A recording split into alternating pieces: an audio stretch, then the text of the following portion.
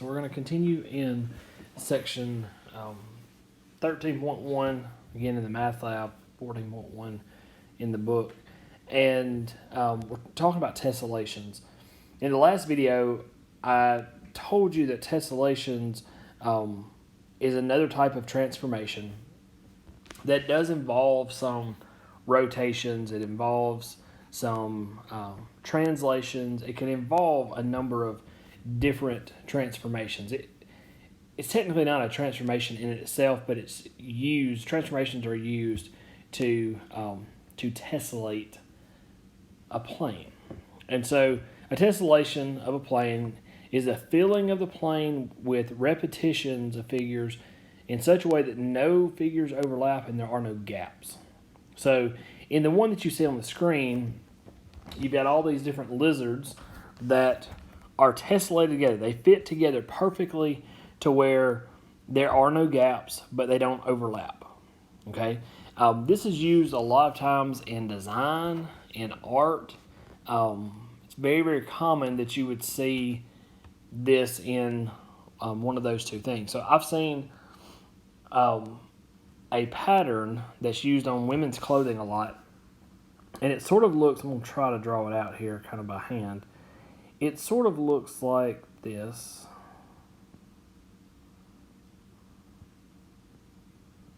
And I don't know how accurate this is, but it kind of looks like that. And a lot of times when I've seen this pattern, it's black and white, black and white, black and white. It's used as a fabric, and all it is a tessellation. And when you look at that pattern, you see it's that same shape over and over and over again, and so it tessellates the fabric or the plane. And so tessellations are something that are really neat, especially if you're teaching this in a class where you're doing a unit on geometry. If you can work in tessellations and activities to go with that, it can be really fun. It can really get your students involved and really get them to enjoy what a tessellation and what geometry is and doing these tessellations. So again, the one you see here is one that is very detailed and would be quite difficult to recreate, but you can see the patterns, right? You can see all of the lizards that are in green facing to the right, all the ones that are the whiter cream colored are facing down, and the ones that are red are facing kind of diagonally up and to the left a little bit. And so every time that pattern works, and as you were to continue this plane, if you were to expand it, you would have this same figure continuing the same pattern. And so there are some what we call regular tessellations. And these are tessellations with regular polygons, and they're appealing and interesting because of their simplicity. So they look neat, but they're pretty simple the way they all fit together. And so you can do a tessellation with squares. You've seen that quite often. If you were to take a piece of graph paper, for example, then you would see it's just a page full of squares. It is a tessellation of squares. Another example here to the right in figure B, that's also squares. It kind of makes me think about bricks on a building. If your house is bricked, then you're going to have mortar lines where those bricks meet that hold them together. But you technically could take out those mortar lines and you could fit those bricks together in the pattern, and you would have a tessellation. And then we can also use regular triangles and regular hexagons to tessellate a plane. And so in figure A here at the bottom, you see a regular triangle, equilateral and equiangular. And then same thing with the hexagon there in figure B. With the hexagon, it's sort of like a honeycomb type design where you've got just a bunch of hexagons all put together. And again, there's no holes, no gaps, nothing overlapping. And so these tessellations could be made with regular figures. They could also be made with other stuff. like the lizards a minute ago. So let's talk about how to create these. I'm not going to ask you to do this, but this would, again, be something that I think would be really interesting for you to do with a group of students if you wanted to, if you were having to teach tessellations. So what you do is you take any polygon known to tessellate a plane. So a rectangle would be a perfect example. You could use an equilateral triangle. You could use a regular hexagon, for example. Any of those figures would work. And on the left side of that figure, draw any shape in the interior of that rectangle. So you can see that in figure B here. Okay, so just draw some shape on the left side. And then cut out that shape and slide it to the right of that rectangle. So slide it basically down side AB so that you have this figure, figure C. And that shape will then tessellate a plane. So you could take this same shape in figure C here.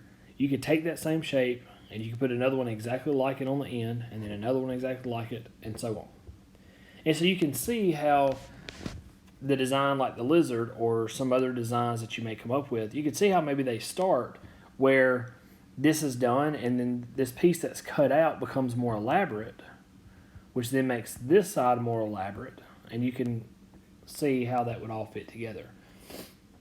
So that is one way to create a tessellation. Again, if we were in class together in person, I probably would have you do one of these just because I do think it is kind of fun and interesting for you to do. Obviously, being in an online format, we're not going to be able to do that right now. So another way that you can tessellate is with rotations. Okay, so you can do it with translations, you can also do it with rotations. And so in this method, what you do is you start with an equilateral triangle, like we have here, triangle ABC, and you choose the midpoint O, that's this point, and you cut out a shape from point O to point B. Now be careful because point B, that angle that's formed, can't be more than half the angle of B. Okay, so whatever this big angle is, you can't, which in this case is 60 degrees, this angle here can't be more than 30 degrees. Okay, so that cutout part. Excuse me. So if that angle is bigger than 30, then it's not going to fit together like it's supposed to. So that's the only thing you've got to be careful about. And then once you take this piece that you've cut out, you can just rotate it around to here so that point or segment BO lies on top of segment OC, and you end up with this shape. And then that shape also will tessellate a plane. Okay, so again, you can think about if you had that same exact shape and you rotate it to the left, this piece would fit back into that piece on another triangle, right? And so you can, again, begin to see how these tessellations can be created. And again, I think it's really neat for students, especially those that are artistic and you're trying to reach their learning styles. In a math class especially, that's kind of hard to do. And so if you can get to this point and you can help them express their creativity and you can help them be very artistic with this designing of a tessellation, they could really get into that, and that would be really, really neat to see as a teacher. Now, if you were to take a figure and tessellate it, this is what you would begin to see. So you start out with maybe a rectangle, you've split that along this line or this piece, and you've made a shape that fits together as you go all the way across. And so you can see how that would work. We're not going to do this. I'm not going to ask you to tessellate, but I want to show you several designs here that you could see. Now, when we talk about regular tessellations, where we're talking about squares or equilateral triangles or regular hexagons, we maybe want to know, well, what all figures are going to be able to be tessellated across a plane?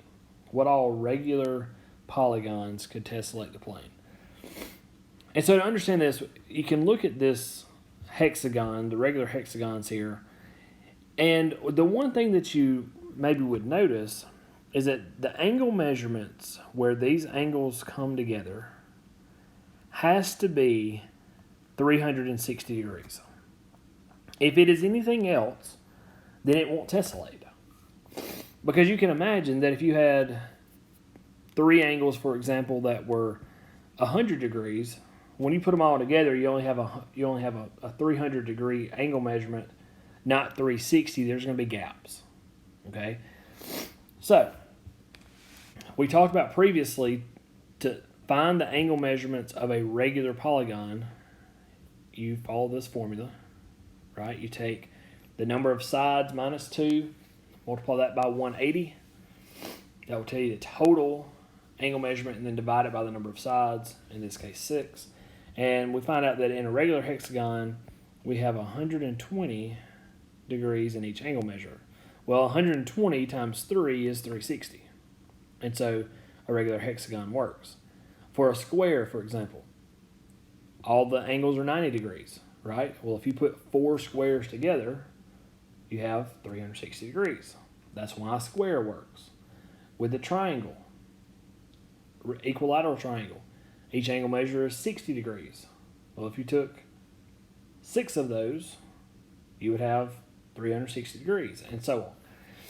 And so you can begin to see, like in this example, if we were to look at a pentagon, well, each angle measurement of a regular pentagon is 108 degrees, but you have this gap here, right? You can't put another 108 degrees in that. And so that's not going to work. A regular pentagon cannot be used as a tessellated figure. You can also look at it from the other side. Well, what if you tried to put in a fourth one? Well, if you put it in a fourth one, then you have this overlap, right, where these two pentagons overlap each other. And again, a tessellation can't have that overlapping. And so pentagons, regular pentagons, let me stress that, regular pentagons do not tessellate. So we want to know which ones will, which ones won't. And this chart will help us determine that. So a regular triangle has 60 degree angle measurement. Again, 60 times 6 is 360. A triangle will tessellate. A regular triangle. A square also will tessellate because 90, which is each angle measurement, times 4 is still 360. A pentagon does not, because again, we just saw that 108 degrees, 3 times 108 is going to be 324.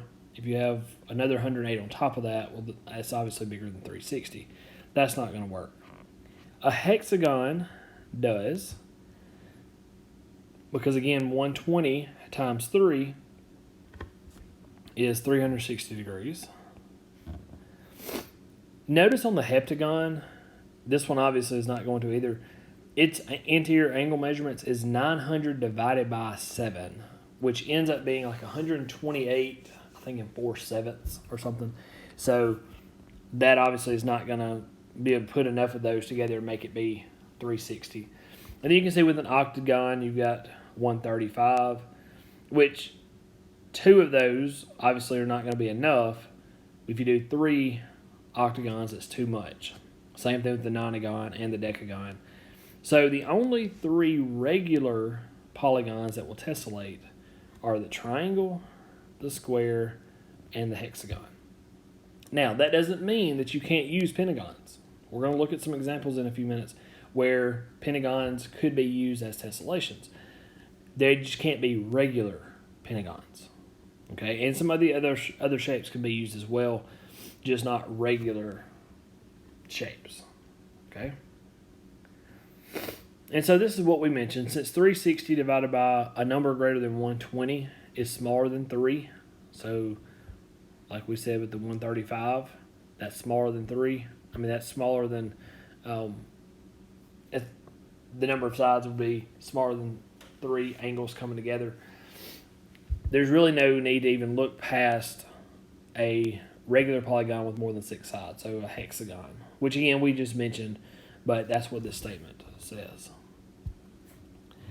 Now, you can have what we call semi-regular tessellations. And these are kind of cool because this is more than one type of regular polygon being used.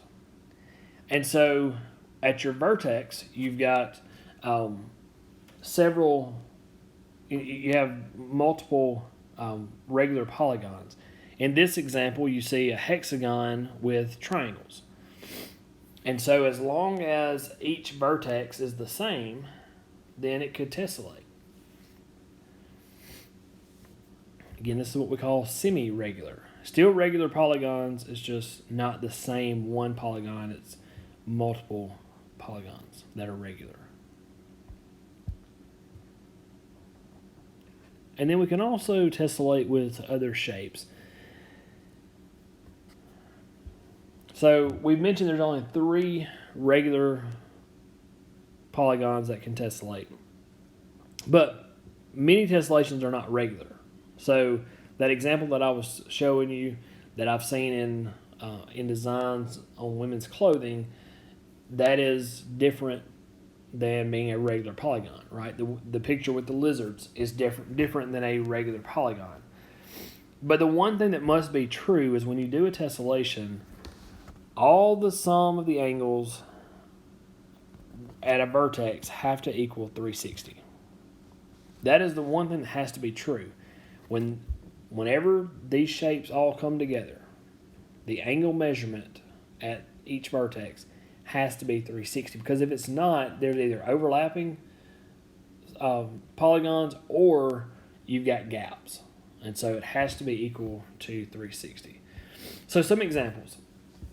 Here is an example of pentagons that are being tessellated. They're not regular, but they are pentagons, right? Because there's 1, 2, 3, 4, 5 sides on each of these figures.